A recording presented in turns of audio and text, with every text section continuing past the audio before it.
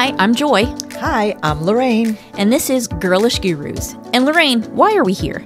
We're here to talk about mid-lifestyle topics for women who are 45 and older to help you live your best, healthiest, and most fulfilled life. We're also going to have lots of fun along the way. So let's get started.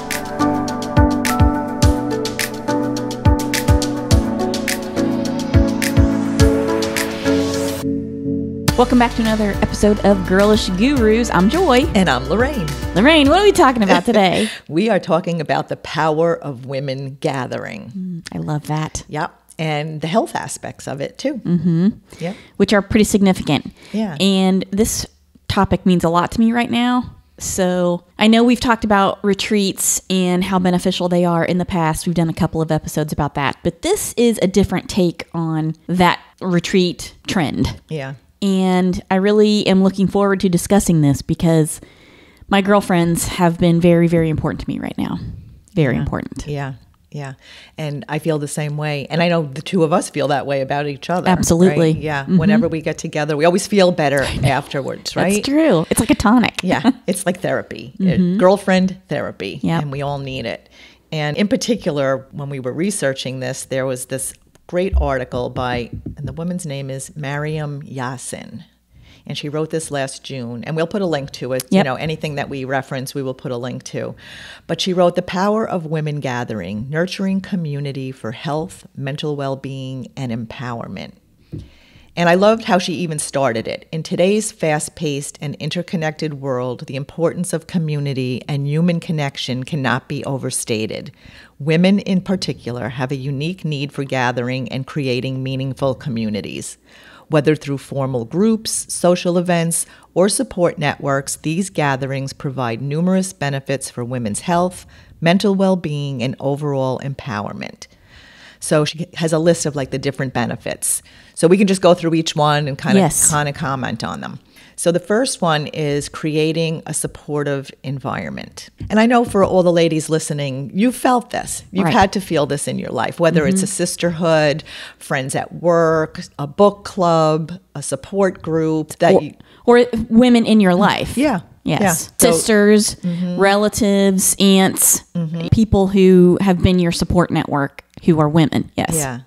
So when women come together in a supportive and inclusive environment, she writes, they can form deep connections that provide solace, encouragement, and understanding. Sharing experiences, challenges, and victories can be immensely empowering. In such settings, women find support networks that help navigate life's ups and downs, whether it's through friendships, mentorship opportunities, or professional collaborations.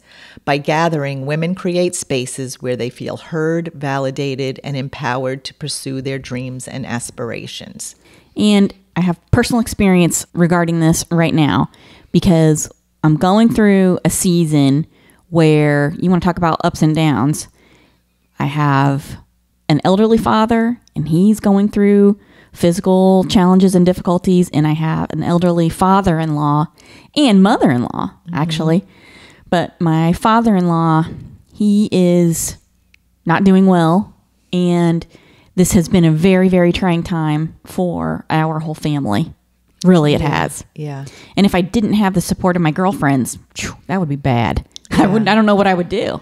Yeah, I hear you because, I mean, we all have our challenges, right? And it's nice to have that sounding board, somebody that you can just bounce ideas off of or even just share. Sometimes you just want to be heard and you not necessarily need any kind of response. Right. Yeah. Yeah, just somebody to listen to you. So, yeah, I feel it. It's like so important. And very, very important. Yeah. Yes. And I know in one of the articles that we read, there was a study done on women who had early stages of cancer. And they said that their survival rate was 4 times greater the more friends that they had. I believe it. So it really, truly is important to have like that group of friends around you. Yep. Yeah. For sure. So the next one she writes about is promoting emotional well-being. So emotional well-being is a cornerstone of a fulfilling life, and women face unique emotional challenges due to societal expectations, gender roles, and personal experiences. Gathering in a safe and nurturing space allows women to open up and express their emotions freely without judgment. Engaging in conversations that address shared concerns and experiences fosters emotional resilience, helps alleviate stress, and reduces feelings of isolation. Through deep listening, empathy, and shared experiences, women in these gatherings often find solace and emotional healing. Yes. And there's something about that circle of women where you feel like it's a safe space and you can just unburden yourself without fear of judgment or a constant situation where someone's giving you advice that you may not necessarily need or want, especially for women like us who are older. Yeah. And it's not that we don't have experience or don't have the skill to deal with the situation or manage it. It's just that we need to talk about it a little bit.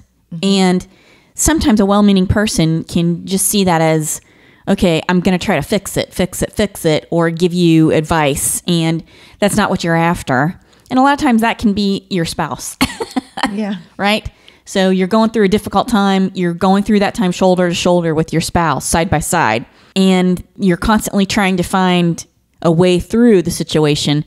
And sometimes you just need to step away and have an opportunity to unburden yourself. Yeah. And maybe even have a different perspective, right? Have somebody's different perspective on what's happening. Yeah. And one of the things that she wrote about in that particular paragraph was about that it reduces feelings of isolation. And we know that loneliness, especially during the pandemic and whatever, has such an effect on our health, our mental health. And our physical health. And our as physical well. health. Yes. Yeah. Because sometimes our mental health can lead to disturbances in our physical health. Oh, for sure. Yeah. That mind-body connection, I think we are realizing now more than ever, is critical to maintain and to nurture. Yeah. And yes, I agree. During the pandemic, the isolation was terrible at every level, really. And there are more and more studies coming out that show, and we've talked about this in regard to our discussion about the blue zones, one huge factor in the promotion of longevity is community and having a group of people around you that is consistent and that you check up on each other and you help to take care of each other, not necessarily in a hands-on physical way. Sometimes that is the case, but more so in an emotional and mental health kind of way. Yeah. There are people who are interacting with you regularly. They know you, they see you, and you help each other. Yeah. And there are actually studies that show that community may rate even higher than your diet and exercise when it comes to our health. Yep. And longevity. Yep. It's powerful stuff. Yeah. It really is. And you and I have been on our own little business retreat now for a few days, which has been a godsend for me. And we've been working. It hasn't been all sitting around on the beach eating bonbons and drinking margaritas. I thought you were going to say it hasn't been all fun, but working is fun. Oh, yes. No, it's been fun. It's been really fun, but we're working. Right. But last night we were lucky enough to have dinner with a dear friend, and both of you had valuable suggestions about things that we're going through with my father and my in-laws. And I mean to try to figure out how to implement that when I get back. And it's very helpful. And it's because she has experienced something similar. Yeah. And she said to me, this is how I dealt with it. So, you know? Yeah. Something to think about. Great. It's always great to have that support. And someone else that has been through it. Right. That sounding board. Yep. Yep. And that's where support groups can come in can be very valuable because someone's already been there. They know where you sit, what's happening in your life, and they can give you some perspective on it. Yes. Yeah. So her next idea here is improving mental health. So women's mental health is an area that deserves particular attention, just as we were discussing, as women are more likely to experience mental health conditions such as anxiety and depression. And of course, dealing with the menopause world. And we know that that's so prevalent, especially during the perimenopause years when hormones are fluctuating and there's a lot of stress levels where you may be the sandwich generation where you're caring for children as well as aging parents. So there's so much stress during those years. So gathering in a supportive community can contribute significantly to mental well-being. The act of connecting with like-minded individuals who face similar challenges helps reduce feelings of loneliness and isolation, which are often precursors to mental health issues. Engaging in group activities such as meditation, yoga, or creative pursuits provides an outlet for self-care and promotes mental resilience. I love that. You know what I love the most about that last sentence? Because these are all the things that we talk about all the time, right? All the time. The creative pursuits and providing outlets for ourselves, for self-care, and mental resilience is a benefit of all of that. Right. Yeah. So we're always having fun. We're always looking for the different things to do. We are fun hunters. Yeah. That's right. We are. And that's another benefit of women gathering. I don't know that I would be such a fun hunter. I mean, I do have other projects that I'm working on, things like that. We've talked about that before too. But this is really an important creative outlet for me. And the two of us get together and we have a synergistic effect on each other. And it builds. And we're always thinking, hey, we should do this, or hey, we should do that. And it just is, you can't buy that. You can't manufacture it. And what I love about it is we're not just doing it for each other. We're doing it for all of you. That's right. Yeah, because we know so many women who are in the same boat as us. Right. That may be seeking something for the second act, this new midlife or beyond senior life. Right.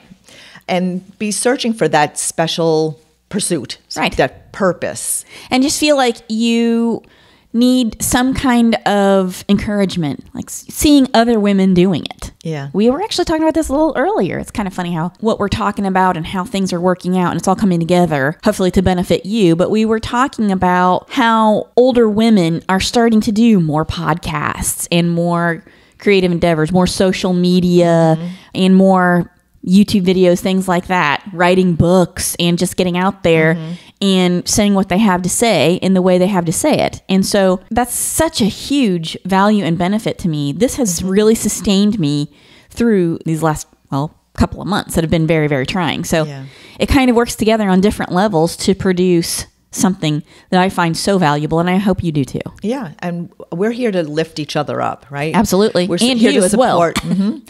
to support, and when I say you, I mean you, but it's you, everybody. Right. Yeah, we really are here to help everyone, and women in general need to support and lift each other up. Yes. Yeah.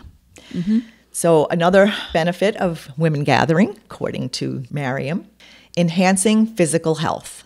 While women's gatherings are often focused on emotional and mental well-being, they also have a positive impact on physical health. Engaging in physical activities as a group promotes regular exercise, which is essential for maintaining good health. From walking clubs to fitness classes, women can find motivation, accountability, and camaraderie in their collective pursuit of a healthy lifestyle. Additionally, discussions around nutrition, reproductive health, and other wellness topics during these gatherings contribute to a broader understanding of physical well-being. And I know that's so true, especially when it comes to like my menopause support group. Yes. Because women in that group, they'll pop in there and ask a question, is anybody else experiencing this? And then they feel so much better when, a whole bunch of people, will write, yes, I am, and I did this, and I, offer help for each other. Or if they can't find it, I'll pop in there and kind of guide them a little bit. But it's great because they want to know other people are going through what they're going through. Because then you feel heard and validated. When our demographic has been routinely dismissed or diminished in some way. So it is such a tremendous value to have other women come to you and say, yes, I've experienced the same thing and here's what I did.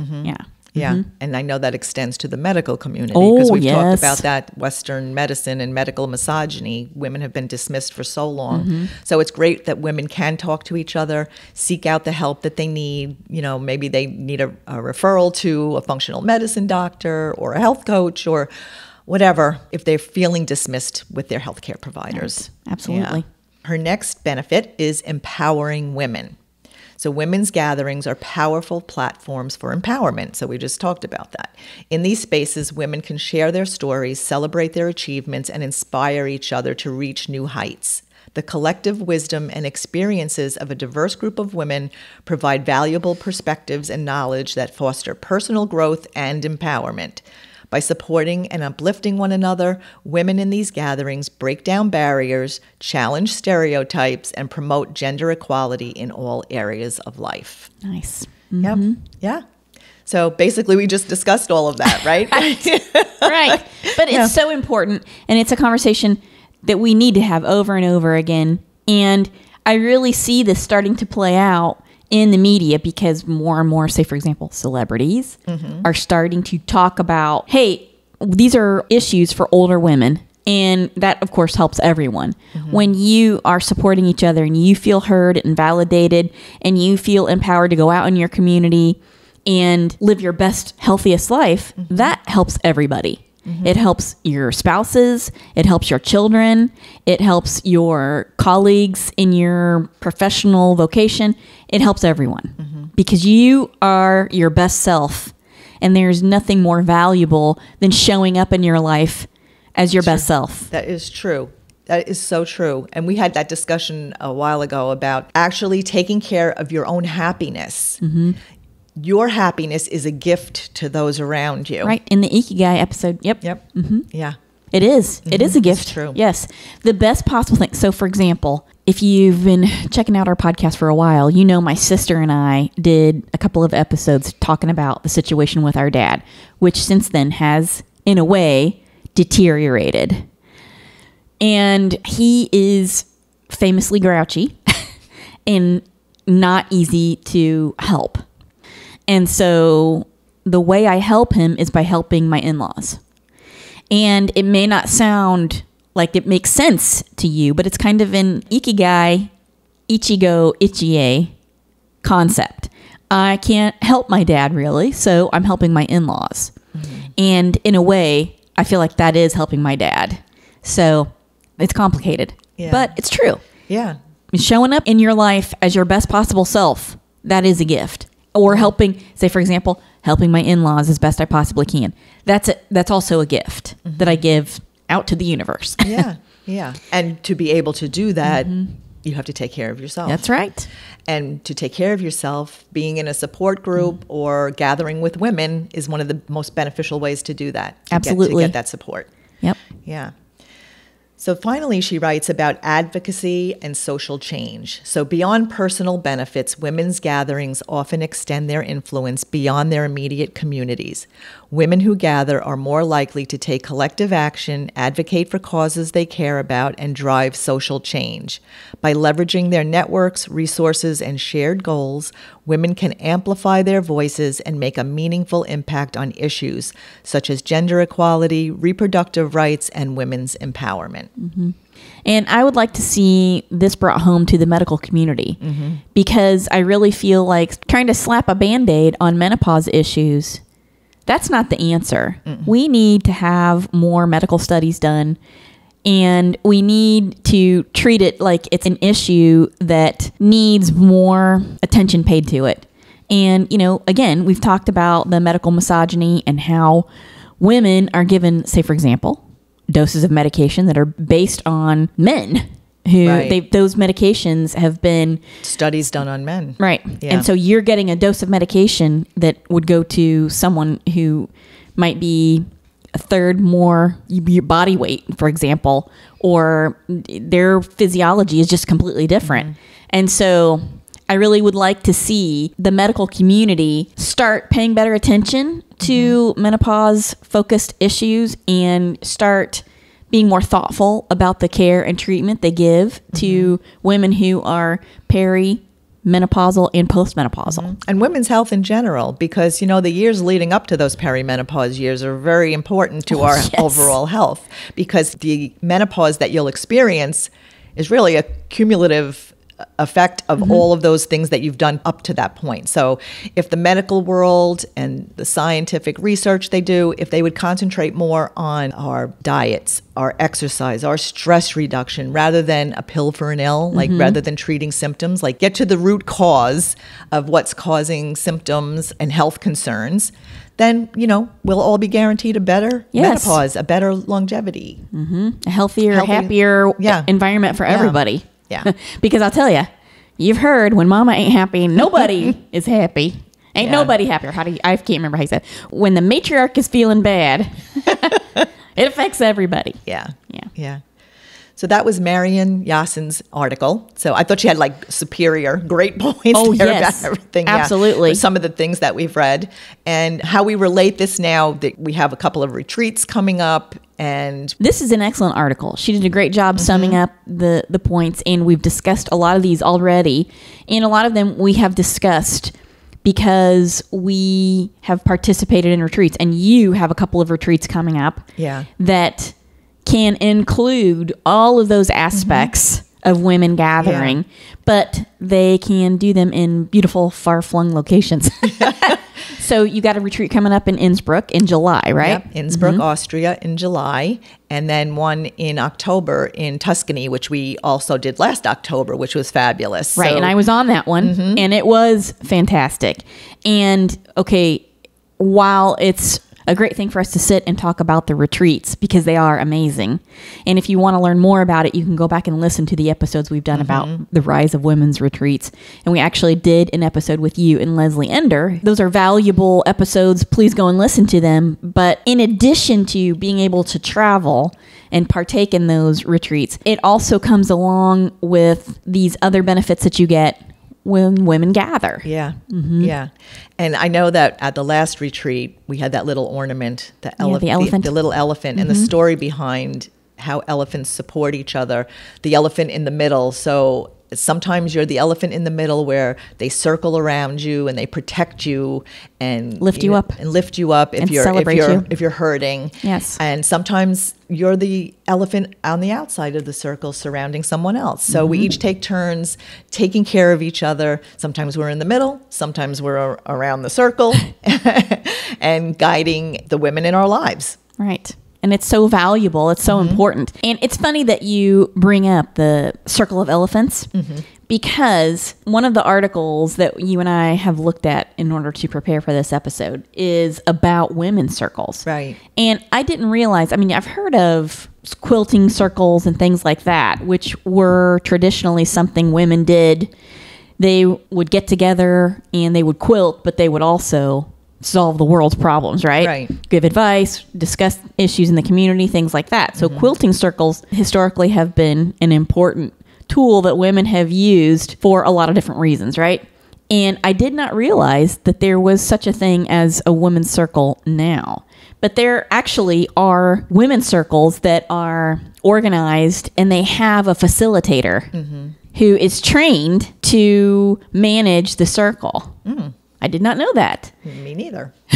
So in connection with this article on honoringheart.com, there is a masterclass certificate that you can take in order to learn how to facilitate women's circles. I think we need to do that. Oh, that would be something, wouldn't it?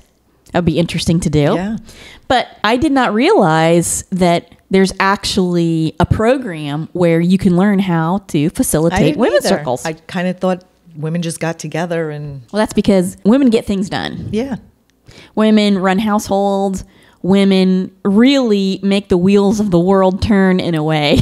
Yeah. And if you're listening to this and you're a woman, you know what I mean. Yeah. Yeah. So it makes sense to me that you can go and learn how to be a facilitator because that way you can identify a purpose for the group and maybe move it forward in a productive way.